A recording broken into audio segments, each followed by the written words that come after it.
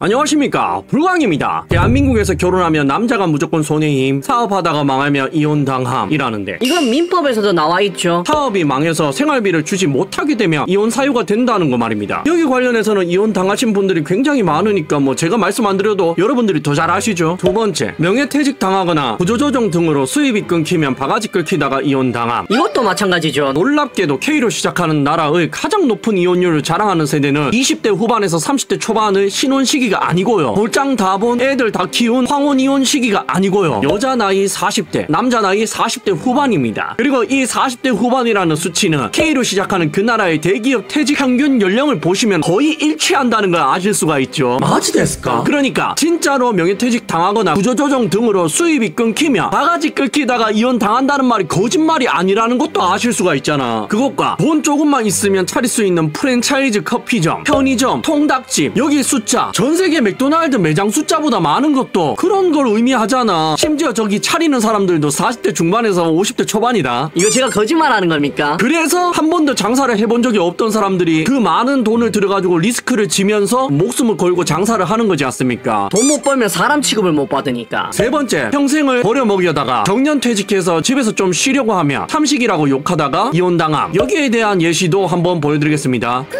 결혼 3년차 삼식이 남편 혼자 살고 싶어집니다. 얼마 전 결혼 2주년이 지나 3년차에 접어든 아내입니다. 아침 점심 저녁 매일 세 끼를 집밥으로 해결하는 삼식이 남편을 갈수록 지쳐갑니다. 여러분들, 이걸로 인해 삼식이라는 말이 집에서 밥을 먹는 남편을 지칭한다는 걸 아실 수가 있죠. 결혼 전부터 매일 점심 도시락을 시어머니가 싸주는 것이 습관이 되어 결혼 후에도 자연스럽게 제가 싸줄 것을 요구했는데 요즘 따라 밥때가 자주 돌아오는 것 같고 저 혼자 있으면 간단하게 먹을 음식들도 남편이 아침밥을 항상 국을 요구해서 매번 다른 국을 끓이고 밥 해주기가 너무 귀찮고 싫습니다. 제가 한국 여성 평균 몸무게보다 좀 더 나가는 푸짐한 몸매라 그래도 건강합니다만 쪼고저쪼고 하는 글이 보이십니까? 이 글만 봐도 직장이 없는 남자가 직장이 있어도 집에서 밥을 먹는 남자가 어떤 취급을 받는지, 전업주부 아내에게 밥을 해달라는 게 얼마나 무리든지 아실 수가 있잖아. 어이가 없네. 그러니까 제가 평소에 말씀드렸던 부장, 과장, 차장들 이야기, 아침도 못 얻어먹고 온다는 이야기가 거짓말이 아니라는 것도 아실 수가 있잖아. 얼마나 아침을 못 얻어먹고 오는 남자들이 많으면 아침 얻어먹고 오는 남자에게 뭐라고 합니까? 야, 넌 전생에 나라를 구했냐? 재수씨한테 잘해. 이런 소리 듣잖아. 맞아야 되겠다. 이거 제가 거짓말하는 거예요. 그리고 오늘 읽어드린 세 가지 예시만 봐도 아실 수가 있잖아. 전업주부가 밥을 안 한다니까요. 그리고 일을 못하게 된 남편 사람 취급을 안 한다니까. 4. 병들고 아프면 이혼당하거나 마누라가 도망감. 돈 잘 벌고 멋지게 성공한 남편만 우리 남편임. 이것 또한 유명한 예시가 있지 않습니까? 남편이 대기업 연구직이었는데 암에 걸려서 이 힘든 일을 도저히 못하겠으니까 마침 공무원 경력직을 뽑으니 거기에 취업하니까 어떻게 됐습니까? 집에서 사람 취급을 못 받게 됐잖아. 이거 유명한 이야기지 않습니까? 그래서 기사도 났어요. 마지 됐을까? 진짜 소름 돋죠. 돈을 안 버는 것도 아닙니다. 아파서 대기업을 그만둔 거예요. 심지어 다이렉트로 공무원에 취직을 했습니다. 경력직으로. 그런데 와이프가 뭔 취급을 한다고요? 식모 취급한다니까. 그리고 이런 사회 현상들은 이런 기사만 봐도 아실 수가 있지 않습니까? 이혼 전문 변호사는 비주류, 성적 좋은 MZ들 줄 서요. 이혼 상담 건수의 80%가 여성, 내 맘 이해해줄 여 변호사 인기, MZ 애 때문에 참고 산다 주로, 맞춤 상담, 형사고소 코칭까지 라는 기사가 보이십니까? 이런 예시만 보더라도 요즘 사회에서 이혼을 굉장히 많이 한다는 걸 아실 수가 있잖아. 왜? 이혼 전문 변호사 수익이 늘었다는 건 이혼을 많이 한다는 거니까.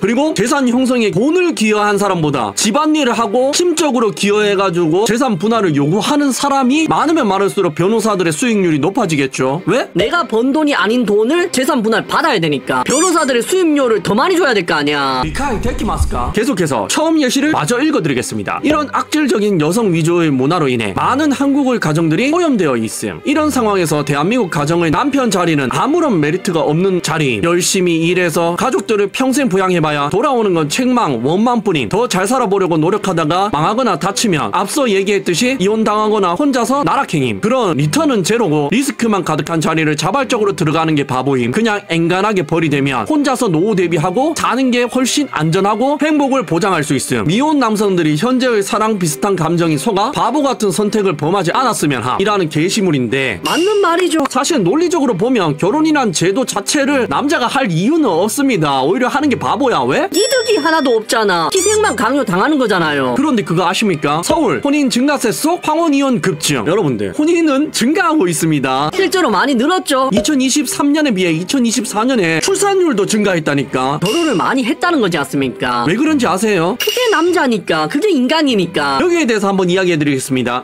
우리가 자국 여자들한테 K를 시작하는 그 나라의 여성들에게 심하게 대였어요. 예를 들어볼까요? 파혼했다. 집불도 없으면서 30살 먹고 연봉 3,500만 원에 모아둔 돈도 없으면서 동갑인 나한테 너는 30살 먹고 6천 겨우 받는다면서 헛소리 할 때부터 다시 생각했어야 했는데 아껴서 집 사는데 조금이라도 보태려고 하는 나는 지 친구들도 다 받은 프로포즈 받고 싶다 해서 가방 하나랑 반지 사서 프로포즈 했는데 누구는 디올, 샤넬 받았다느니 셀린느 가방 사줬다느니 헛소리 하길래 가방 집어 던지고 꺼지라고 했다. 가방은 22살 여동생 줄 거다. 끊었던 담배도 다시 피는 중인데 인생 혼자 살다 혼자 가는 게 맞는 건가 싶다라는 경험을 했다 칩시다. 이런 경우가 많잖아요. 왜? 요즘에 대부분이 프로포즈를 저렇게 받으니까. 그런데 이런 사람들도 결국에는 결혼을 한다니까. 왜? 통계가 말해주잖아. 국제결혼 건수가 증가했습니까? 증가는 했죠. 그런데 23년도에 비해서 전체 결혼 건수 대비 국제결혼 건수 퍼센테이지는 줄었다니까요. 여러분들이 생각하는 것보다 국제결혼이 인기가 그렇게 많지는 않습니다. 이거는 국제결혼 하신 분들은 다들 아시잖아. 국제결혼에 어떤 제약이 있습니까? 일단 영상관에서 F6 비자 받으려고 해보세요. 받아보신 분들은 아시잖아. 작년에 분명히 똑같은 거 받았는 사람한테 이야기 들어본 거랑 내가 서류 제출해야 되는 거랑 다르잖아. 그때 다르잖아. 이유는 모르겠지만 계속 다르다니까. 마지 됐을까? 다들 겪어보셨죠? 안 물어보고 그냥 신청했으면은 서류 보강이라고 다시 가야 된다니까. 그게 왔다 갔다 하는 게 쉽습니까? 근데 국제결혼 하신 분들은 이런 경험 많이 한다니까. 그리고 장모집 한 번 가기가 쉽습니까? 그런데 그걸 몇 년에 한 번 해야 된다니까. 왜? 결혼한 사이잖아. 장모가 남입니까? 가족이에요. 자주는 안 가더라도 몇 년에 한 번은 가야지. 그리고 거기 가면 자가용 이용할 수 있습니까? 도로 상황이 여의치가 않아. 자가용도 이용이 쉽지가 않다고. 그리고 마누라 나라 올라가는 게 쉽습니까? 그거 한 번 가려고 내 인생의 연차를 다 써야 된다니까. 그러니까 연애조차 쉽지 않죠. 심지어 제 채널을 보시는 분들이 국제결혼에 굉장히 관심이 많은 분들이 많거든요. 그럼에도 불구하고 국제결혼 연애하는 비율 보세요. 낮아요. 실제로는 굉장히 어렵거든. 그리고 어느 부분에서 굉장히 많이 막힙니까? 언어에서 막히시잖아. 그러니까 모든 한국인들이 영어를 쓸 수 있는 게 아니고 모든 외국 여성분들이 영어를 쓸 수 있는 게 아니잖아. 그럼 내가 와이프 나라 자국어를 알고 있다면 쉽겠지만 그런 사람 몇 대입니까? 그래서 국제결혼 비율이 낮은 거잖아. 리카이 데키마스까? 그러니까 국제결혼이 좋은 건 알지만 못하고 안 하시는 분들이 태반이다. 어차피 국결하면 되지 라는 말은 사실 말도 안 되는 말이고요. 대부분은 국내혼을 하신단 말입니다. 통계가 말해주잖아. 전체 결혼 건수에서 90.7%는요 24년도에 국내혼을 하셨다니까. 9.3%가 국제결혼을 했다고요. 물론 9.3%도 높은 비율이죠. 그런데 23년도에 비해 퍼센테이지가 1%나 줄었잖아. 왜? 어려우니까 힘드니까. 그래서 통계가 말해주다시피 결혼을 할 거면 어차피 대부분의 남성들이 자국민이랑 결혼을 한단 말입니다. 그리고 혼자 사시는 분들도 왜 자국민이랑 결혼하는 줄 아세요? 의지가 꺾일 때가 오거든. 마지 됐을까? 그 의지가 꺾일 때가 언제 오는 줄 아십니까? 여기에는 크게 세 가지 경우가 있습니다. 첫 번째, 주변 친구들이 결혼해서 행복하게 사는 모습을 보면 이걸 참지 못해서 결혼하는 경우가 많다니까. 이런 경우가 많죠? 나도 결혼할 수 있었는데 전 여친이 돈만 안 밝혔어도 성격만 조금만 착했어도 나를 사랑만 했어도 결혼해가지고 저만한 애가 있을 텐데 하는 상상 다들 하시잖아. 그런데 결국에 그런 여자라서 결혼 못했잖아요. 그리고 세월이 흘렀어요. 나는 한 30대 초중후반이야. 그런데 마침 근처에 K로 시작하는 그 나라에 초혼 평균 연령 30대 초중반의 여자가 있잖아요. 맞잖아. K로 시작하는 그 나라 초혼 연령 평균이 30대 초중반이라니까 여자들이. 그 여자가 나를 마음에 들어하는 것 같잖아요. 그럼 불같이 사랑 안 해도 결혼한다니까. 주변에 이런 케이스들이 많잖아. 제가 거짓말하는 게 아니잖아요. 맞아야 되겠다. 그래서 초혼 통계를 보면 연령대가 30대 초중반인 거잖아. 중반에 가까워졌지만 실제로 저 연령대 결혼은 가장 많이 한다는 소리지 않습니까? 그리고 두 번째, 내가 어느 정도 자본이 형성되면은 갑자기 결혼이 마렵습니다. 이게 돈이 없을 때야 그래 내가 포기하지 돈이나 더 모으지 돈 아껴서 깎아나 사먹지 이런 소리 하지. 여기 기사를 보세요. 명품 불황에도 높아지는 주얼리 시계 몸값, 명품 브랜드 가격의 역설. 여기 기사에 나오는 명품 브랜드들 있지 않습니까? 진짜 희소성 때문에 금값 때문에 1년에 3번씩 올릴 수 있을 것 같습니까? 아니에요. 올려도 사가니까 올리는 거야. 마지 됐을까? 왜 올려도 사갑니까? 저기에 언급되어 있는 브랜드들이 전부 다 프로포즈용이거나 예물용입니다. 남자가 여자한테 해줘야 되거나 여자가 남자한테 해줘야 되는 반드시 반드시 사야 되는 물건들이기 때문에 가격이 저렇게 오르는 거야. K로 시작하는 그 나라 한정 필수제라는 거죠. 미카이 데키마스까? 아, 저걸 안 사도 된다고요? 안 사면은 평생 야지 먹는다니까. 이거 제가 거짓말하는 겁니까? 아까 예시에도 나왔잖아. 내 친구는 뭐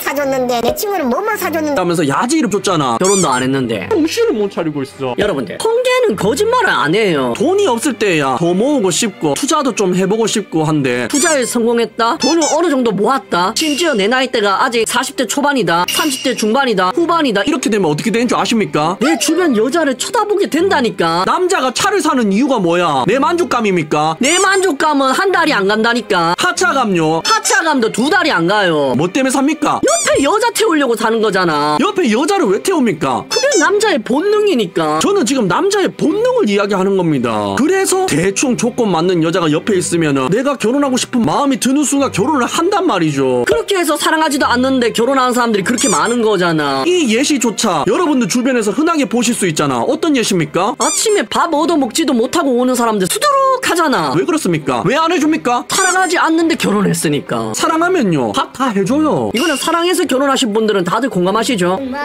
그리고 세 번째, 이 케이스가 가장 많은데요. 남자라면 누구나 겪는 그 경우. 맞습니다. 욕구를 억제 못할 때 이런 현상이 일어납니다. 나니 남자라는 동물은 굉장히 본능에 충실합니다. 그래서 스릴 있는 스포츠도 남자들이 많이 하는 거고 게임도 남자들이 많이 하는 거잖아. 왜? 본능에 충실하니까. 그래서 주기적으로 이거를 배출해 줘야 되지 않습니까? 그런데 이게 스스로 배출하는 데에는 한계가 있어요. 결국에는 한계에 부딪히면 누군가와 같이 이 행위를 하고 싶어 한다니까. 근데 그 시기를 못 참고 그 시기에 옆에 있던 30대 초중반의 여자를 만나서 결혼하는 거잖아. 근데 왜 속도 위반합니까? 보호 장비를 안 쳤다는 거잖아. 왜 보호 장비를 안 찼습니까? 이거는 논리적으로 설명이 안 되는데 본능으로 설명하면 설명이 된다니까. 왜? 더 좋으니까. 애가 생기는 리스크가 있음에도 불구하고 장비를 안 끼고 하잖아요. 그게 남자잖아.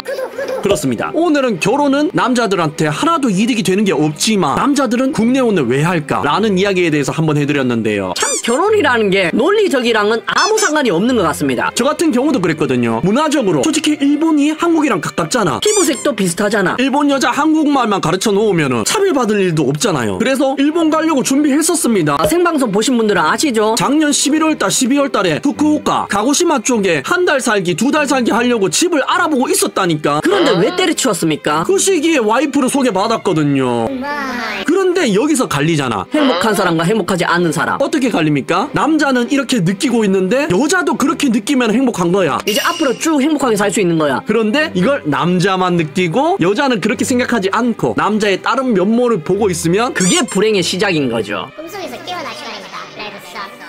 시청해주셔서 감사합니다.